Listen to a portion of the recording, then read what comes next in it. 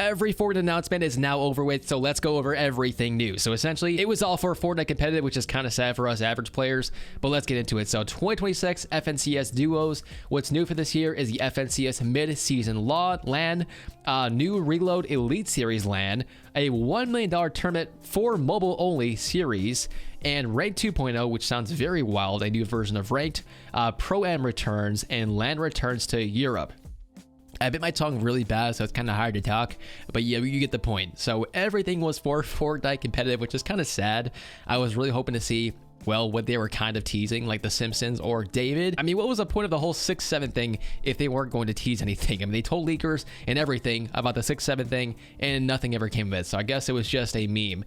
But let's get into our next topic. So essentially, this is why I thought we were going to be expecting a Simpsons teaser. So we actually had JoJo, who was there today, who said Epic employee just brought out a plate of only pink ice donuts and winked at me and left it to me, bro.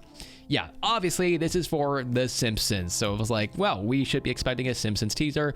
Why else would an employee bring out Simpsons, themed donuts and wink at a YouTuber? Like, what else would that actually mean? And on top of that, they also invited out Sheena, a huge leaker, actually the second biggest leaker in this community. And yeah, it's kind of weird they didn't really announce anything for Battle Royale or Zero Build or anything. I totally understand it's a competitive area. FNCS is just competitive only, but at the same time, it just is weird. Like, I don't know, the whole thing felt weird. I was actually hoping and praying that we could be seeing something else, but the live stream ended and nothing ever came of it. So I don't know, they just randomly invited a leaker and they randomly just gave out pink frosted donuts that are very themed around The Simpsons. So it is what it is. Just weird coincidence, I guess. Along with this stuff, we also have how it feels to never have used shady sites or practices to buy my stuff. So I have nothing to worry about my account, which is referencing this in the background video.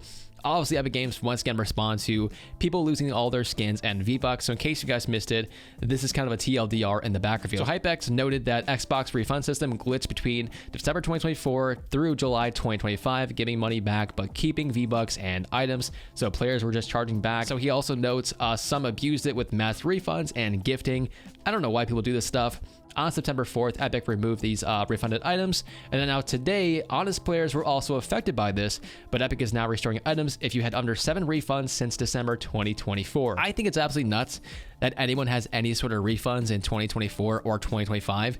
You really cannot accidentally buy something, so if you kind of backtrack over 7 times, I don't really think you deserve a refund. Like, that's crazy. Like, make up your mind and keep it, man. Like, you can't make up your mind that often that you're refunding more than 7 times is just absolutely wild. So I'm kind of on Epic Games side where I say, yeah, I don't think you deserve a refund back for any of this stuff if you were abusing the system or just mass refunding every single time you guys bought something, maybe used it for a video or something like that, and just like, I want my money back. I don't feel sorry for you. But for those who are legitimately playing and were gifted some bullcrap item from somebody else, yeah, you definitely deserve a refund. Let's be honest. That's crazy. If I had my item stolen away from me that I really liked because someone gifted me a false, I don't know, amount of money or V-Bucks or a skin, I'd be very angry. But anyway, let's get to our next topic.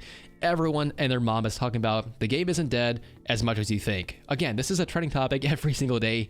People are comparing the old numbers versus the new numbers. So we could definitely tell that just a couple seasons ago, it was kind of peaking at 1 million to 4 million concurrent players. But that was because of OG Fortnite. It was also because we've seen Reload Chapter 2. All these things were major, turning points in Fortnite Battle Royale. And right now, we're at a dead spot. This season was kind of flopping, which is why the player count is so low. But at the same time, everyone's talking about it, and SypherPK just posted a video that I personally feel like was just so well said that I wanted to react to it and let you guys know what I also think about this. So let's put some headphones on and let's watch the last 3 minutes where he talks about Roblox versus Fortnite and whatever else. It's very important. So let's watch it together.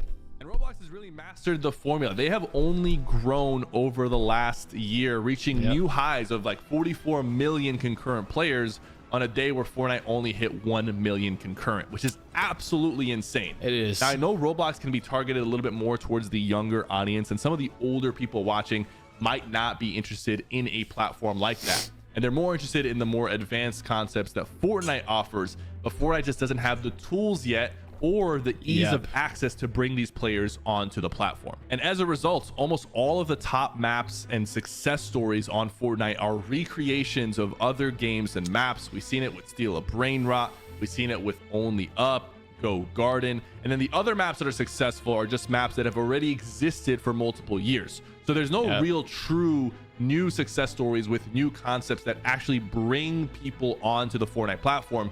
And that's not because people aren't creative. It's just because with the current system, it's impossible. But the good news is that the current system is not going to stay forever. Fortnite is actively working on the thin client. They are actively working towards making Fortnite more accessible. You know, we brought it back to mobile. We haven't really seen a huge player spike since mobile came back, but that also could be because no one wants to download the whole of Fortnite onto their mobile device. And they would rather just download specific modes and maps and games within Fortnite that they want to fit onto their phone. And until that's possible, we won't really see this explosion of players into the Fortnite ecosystem. But when it happens, things will change. It might not be overnight, but Fortnite's potential will reach new highs. So let's finish by talking about what Fortnite This is the key part. Pay attention to this part. Fortnite needs to lock in on UEFN. Yes. They need to make sure that these delays are not happening as consistently and that they can put out the key updates and features that we need to create unique and captivating maps. The second part is getting the Fortnite thin client available and making it as easy to access as Roblox. It's the only way that they will be able to compete with Roblox and maybe eventually pass them up. Third thing, and this is for you guys, I feel like we should be treating this moment in Fortnite as a transition period. And during transitions, there's always going to be huge lows, but they will be followed by big highs if the transition goes well. I believe. Just gonna pause it. That's why I'm switching content as well. I want to transition with the game itself. I want to adapt with this game, and it's not even remotely peaked yet. We are not at the ultimate peak of Fortnite quite yet, and the same can be said for Roblox. It's growing every single year. They probably thought, oh, last year is our biggest peak ever. It will not get bigger, but then we have it growing ×2 every single year. Fortnite can get to this point. It just doesn't have the tools yet. But let's get back to the video. There's only a minute left, I think. Fortnite is transitioning away from Battle Royale being the main mode to just having a bunch of different modes that have hundreds of thousands of players. And this could be good for the platform, but we need the players to grow. Yes. So no, it's not all doom and gloom. Even if the Battle Royale mode of Fortnite is dying, even if it fully dies out, Fortnite as a platform is here to stay. And I do want to see it succeed and grow with you guys as well. I felt like this was a very important topic that a lot of... All right, so yeah. What he said was exactly how I feel. And I said this the other day over on Twitter. I was talking about Fortnite is not at its peak yet. It is just getting started. And I said that because the tools aren't there yet. Like, there's no way to make actual Fortnite islands. And with that being said, when it does happen, I think we'll be seeing a bigger peak than we've ever seen in Fortnite.